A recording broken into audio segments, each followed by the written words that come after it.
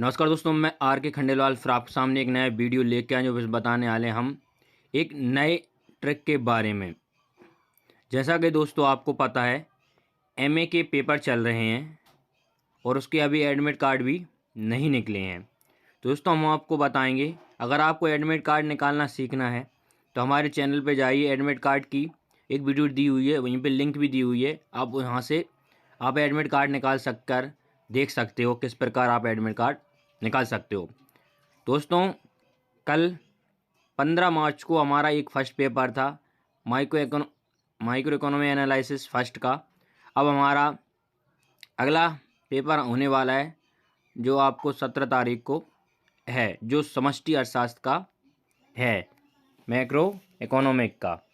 दोस्तों उसके हम कुछ मोस्ट क्वेश्चंस लेके आए हैं आपको, जो आपको परीक्षा में बहुत आसान से और बहुत लाभदायक होने वाले हैं। जो आपको पेपर में कुछ क्वेश्चंस ऐसे दिए जाते हैं जो बहुत मोस्टली होते हैं, तो हम उन क्वेश्चन को आपके लिए सामने लेके आए हैं। तो दोस्तों अगर आपने हमारे चैनल सब्सक्राइब नहीं किया, सब्सक्राइब कर लीजिए और हमारी वीडियो को पूरा देखें एंड तक और अपने दोस्तों को शेयर भी करें। दोस्तों चलते हैं, हम बताते हैं वे कौन सी क्वेश्चन है और आपको वहाँ भी क्वेश्चन कहाँ से मिल सकते हैं।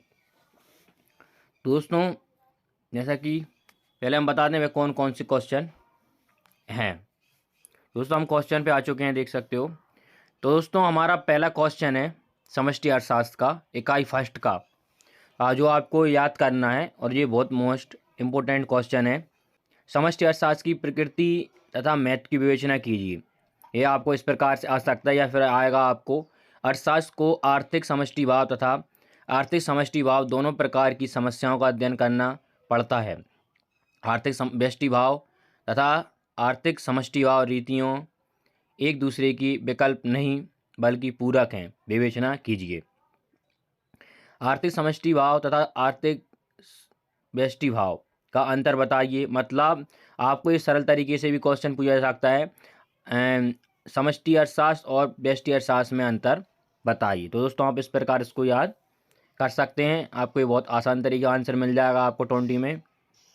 और दोस्तों सेकंड क्वेश्चन में आता है आपका, सूक्ष्म अर्थशास्त्र आर्थिक विश्लेषण की वह शाखा है जो कि विशिष्ट आर्थिक इकाइयों तथा अर्थव्यवस्था के छोटे भागों का, उनके व्यवहार तथा पारिवारिक संबंधों का अध्ययन करती है। इस कथन को समझाइए।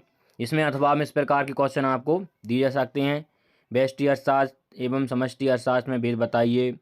सूक्ष्म और व्यापक अर्थशास्त्र में भेद कीजिए। इन दोनों में कोई विरोधाभास है, उदाहरण से समझाइए। या समष्टि अर्थशास्त्र को परिभाषित कीजिए। समष्टि अर्थशास्त्र के प्रकार, सीमाएं तथा समष्टि और व्यष्टि अर्थशास्त्र की परस्पर निर्भरता को समझाइए। या फिर इस प्रकार व्यापक अर्थशास्त्र को परिभाषित कीजिए। व्यापक अर्थशास्त्र के क्षेत्र, औचित्य, प्रकाश एवं सीमाएं की विवेचना कीजिए। इस प्रकार दूसरा क्वेश्चन आ सकता है। इसके बाद इस प्रकार दोस्तों तीसरा क्वेश्चन हमारा जो पहली इकाई में से आने वाला है, राष्ट्रीय आय। सिंपल सा आप क्वेश्चन याद कर लीजिए, राष्ट्रीय आय किसे कहते हैं, इसका महत्व तथा वर्णन कीजिए। इसमें क्वेश्चन आ सकता है, जहाँ भी आपको राष्ट्रीय आय दिख जाए आपको एक क्वेश्चन का आंसर लिख देना है।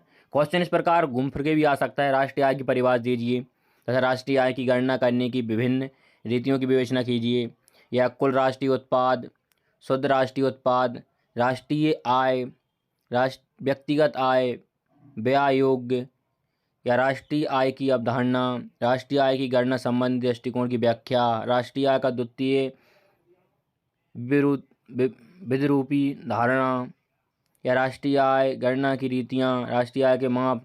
और दोस्तों इसमें आपको कुछ नहीं करना है, जीडीपी और जीएनपी, सकल राष्ट्रीय उत्पाद और सकल राष्ट्रीय उत्पाद, सकल घरेलू उत्पाद, ये दोनों को आपको प्रदर्शन करना है और कुछ नहीं करना है। इसमें राष्ट्रीय आय बढ़ती है तो कीमत में कमी हो जाती है, कुछ इस प्रकार आपको समझ सकते हैं इसका आंसर के लिए।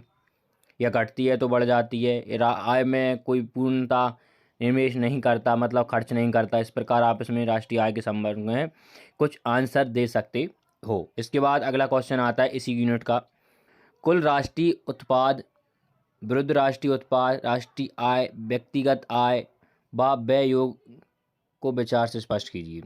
सकल राष्ट्रीय उत्पाद से आप क्या समझते हैं, यही आ गया आपका दोस्तों। सकल राष्ट्रीय उत्पाद मतलब होता है GNP, सकल राष्ट्रीय GNP रहता है। और सकल घरेलू उत्पाद GDP रहता है।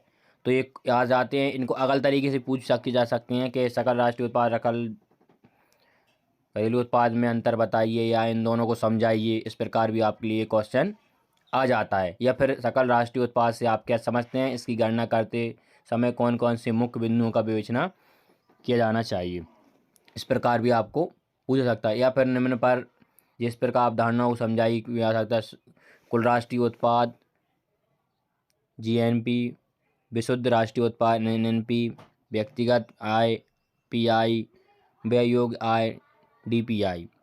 या फिर घरेलू उत्पाद, राष्ट्रीय उत्पाद तथा व्यक्तिगत आय की अवधारणाओं को समझाइए, ये आपस में एक दूसरे से किस प्रकार संबंधित होते हैं, इस प्रकार एक क्वेश्चन भी आ जाता है। अब आता है नेक्स्ट यूनिट मतलब इकाई 2, आय के चक्राकार प्रभाव से आप क्या समझते हैं। यह दोस्तों छोटा भी आ सकता है। शॉर्टली क्वेश्चन पूछे जा रहे हैं 10, उनमें से आपको 5 करना है। शॉर्टली क्वेश्चन फर्स्ट पे ही दिए जाते हैं पेपर में, जो 10 दिए जाते हैं उनमें से आपको 5 कोई भी करना है दोस्तों। उनमें आपको एक क्वेश्चन आ सकता है, आय के चक्राकार प्रभाव से आप क्या समझते हैं। ओनली एक पेज का लिखना है आपको शॉर्टली, इसको आपको याद कर लेना है। उसमें आपको बिग भी मतलब बड़ा भी हो जाता है, लॉन्ग में भी लिखना है आपको। इसके आकार को निर्धारित करने वाले तत्व कौन कौन से हैं, इसकी सीमा भी बताइए। या आय के वृत्ताकार प्रवाह का अर्थ स्पष्ट कीजिए। आय अर्थव्यवस्था को किस प्रकार प्रभावित करता है। या अथवा में आप इसको पूछा जा सकता है, आय के चक्रीय प्रभाव से आप क्या समझते हैं। आय के चक्रीय प्रभाव को निर्धारित प्रभावित करने वाले तत्व की विवेचना कीजिए। आय के चक्रीय वर्तुल प्रभाव से आप क्या समझते हैं। दोस्तों इसमें आपको वर्तुल भी आ सकता है क्योंकि आय का ही क्वेश्चन है, तो आप इसमें कुछ आश्चर्यचकित होने की कोई परेशानी नहीं है आपको। ये वर्तुल भी आ जाता है तो भी आपको इसी का आंसर लिखना है। इसी का नेक्स्ट क्वेश्चन आता है आपको, उपभोग के मनोवैज्ञानिक नियम से क्या आशय है। इस संबंध में कीन्स की विचारधारा का वर्णन कीजिए। दोस्तों इसमें आपको कीन्स द्वारा एक नियम दिए हुए हैं 2-3 अंक, इनको आपको बताना है। इसमें आपको कीन्स के उपयोग संबंधी बताना है, उपभोग संबंधी आधारभूत मनोवैज्ञानिक नियम की व्याख्या करनी है। किसकी करनी है, मनोवैज्ञानिक। और दोस्तों इसमें आपको कीन्स का एक नियम ही और आता है, ओनली कीन्स का नियम दिया जाएगा है, तो आप उसमें वो भी आप याद कर लेना है, कीन्स का नियम का वर्णन कीजिए। या फिर ये भी आपको करना है, कीन्स द्वारा प्रतिपादित उपभोग से, मतलब एक क्वेश्चन तो आपको कीन्स का ही आने वाला है। तो दोस्तों अगला क्वेश्चन देखते हैं। अब इसमें आपको दूसरी यूनिट में कीन्स के 2 क्वेश्चन हमने बता दिए, कीन्स का एक जी कर लेना, और एक कीन्स के नियम अगर दिया होगा तो वो भी आप किताब में मिल जाएगा, आप वहाँ से भी वो भी कर सकते हो। इसके बाद आता है इकाई 3, मुद्रा की पूर्ति से आप क्या समझते हैं। मुद्रा की पूर्ति को निर्धारित करने वाले विभिन्न घटनाओं की व्याख्या कीजिए। मुद्रा की पूर्ति और विवेचना की जिस प्रकार भी आ सकता है, मुद्रा की पूर्ति, मुद्रा पूर्ति के संभाग अंग या मुद्रा की पूर्ति के विभिन्न अंग कौन कौन से हैं, इस प्रकार भी ये क्वेश्चन पूछा जा सकता है। ये यूनिट 3 का है, मतलब इकाई 3 का है पहला क्वेश्चन। इसके बाद दूसरा क्वेश्चन आता है, मौद्रिक नीति से क्या तात्पर्य है, इसके प्रमुख उद्देश्य क्या है। मौद्रिक नीति से आशय समझाइए, उपयोगिता महत्व बता सकते हो आप इसमें। क्या आप इस मत से सहमत हैं, या मौद्रिक नीति का प्रमुख उद्देश्य मुद्रा की तरलता होना चाहिए। भारत जैसे अर्धविकसित देश के लिए उपरोक्त मौद्रिक नीति का क्या होगा। इस प्रकार इसमें मौद्रिक नीति का क्वेश्चन आपसे पूछा जा सकता है। और शॉर्टली भी पूछा जा सकता है, मौद्रिक नीति से क्या तात्पर्य है, शॉर्टली भी इसमें आपको पूछा जा सकता है। और कीन्स का अब देख सकते हो दोस्तों, हमने कीन्स का बताया था आपने, इसमें कीन्स का एक क्वेश्चन और आ जाता है जो 3rd यूनिट में आपको बता रहे हैं, कीन्स का रोजगार सिद्धांत। ये आपको 100% आने वाला है, ये आपको रट लेना है।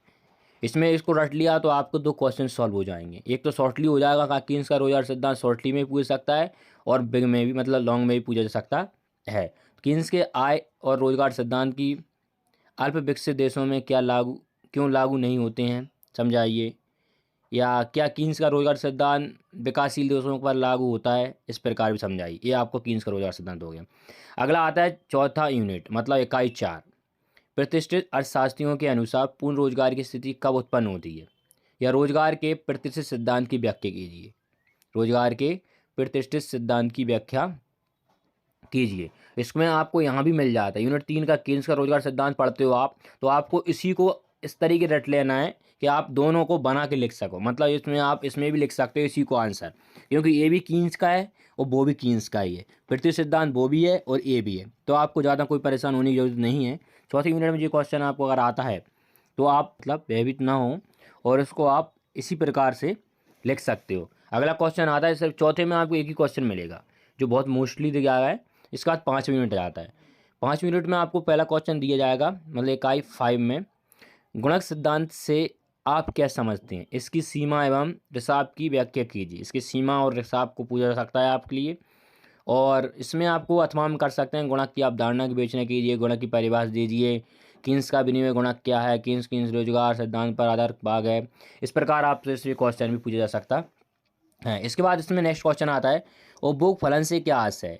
उपभोग फलन व्यष्टि अर्थशास्त्र में दिया गया था दोस्तों, तो आपको वहाँ से भी उसमें कुछ फ़ायदा मिल सकता है। अगर वो आपने पढ़ा था तो वहाँ से भी आपको कुछ याद होगा, तो इसमें आपको एक बार ओनली फेर लेना है, तो आपको बहुत आसान तरीके से भी याद हो जाता है। उपभोग फलन को ऊपर की ओर विवरित करने के मुख्य तत्वों का वर्णन किए। निरपेक्ष आय कल्पना के आधार पर अल्प एवं दीर्घकालीन उपभोग फलन से आप क्या समझते हैं? इस प्रकार एक क्वेश्चन आ सकता है। आशय बताइए, इसके मध्य कितने प्रकार सामंजस्य स्थापित किए सकते हैं? इस प्रकार एक क्वेश्चन आपसे पूछा जा सकता है, तो आपको परेशान नहीं होना है और इसको आपको लिख देना है। इसके बाद अगला क्वेश्चन, गुणक क्या है? शॉर्टली भी आएगा और लॉन्ग में भी आ सकता है। शॉर्टली तो 100% आना ही है। गुणक क्या है? गुणक की क्रियाशीलता को स्पष्ट करते हुए इसके रिसाव को स्पष्ट कीजिए। गुणक के छिद्रों की विवेचना कीजिए। गुणक पर आय प्रभाव और रिसाव का क्या प्रभाव होता है? गुणक क्या है? गुणक के प्रकार रिसाव आलोचनाएं बताइए। इस प्रकार हिसाब से क्वेश्चन भी पूछा जा सकता है। इसके बाद हमारे 5 मिनट का लास्ट क्वेश्चन बचता हुआ है, विनियोग से आप क्या समझते हैं? ये शॉर्टली क्वेश्चन है, ये आपसे लॉन्ग में नहीं पूछा जाएगा, सिर्फ शॉर्ट में ही पूछा जाएगा। विनियोग से आप क्या समझते हैं? तो दोस्तों इस प्रकार ये हमारी 5 यूनिट थी। 5 यूनिट के हमने आपको मोस्ट बता दिए हैं। आपको ये मोस्ट के क्वेश्चंस को ही याद कर लेना है और आपका पेपर 100% जाने वाला है। इससे आपका भार नहीं जाने वाला, क्योंकि यह वही क्वेश्चन है जो सभी क्वेश्चनों को निचोड़ कर बनाए जाते हैं और जो ये आपको 100% पेपर में आने की संभावना रहती है। तो दोस्तों मिलते हैं नेक्स्ट पेपर के बारे में नेक्स्ट वीडियो में। तब तक के लिए बाय बाय दोस्तों। और अगर आपने हमारे चैनल सब्सक्राइब नहीं किया तो चैनल सब्सक्राइब कर लीजिए कि और भी पेपर की जो भी नोटिफिकेशन आने वाली हैं वो आपको बहुत ईजिली मिल सकें। और दोस्तों अपने दोस्तों तक इस वीडियो को शेयर भी करें।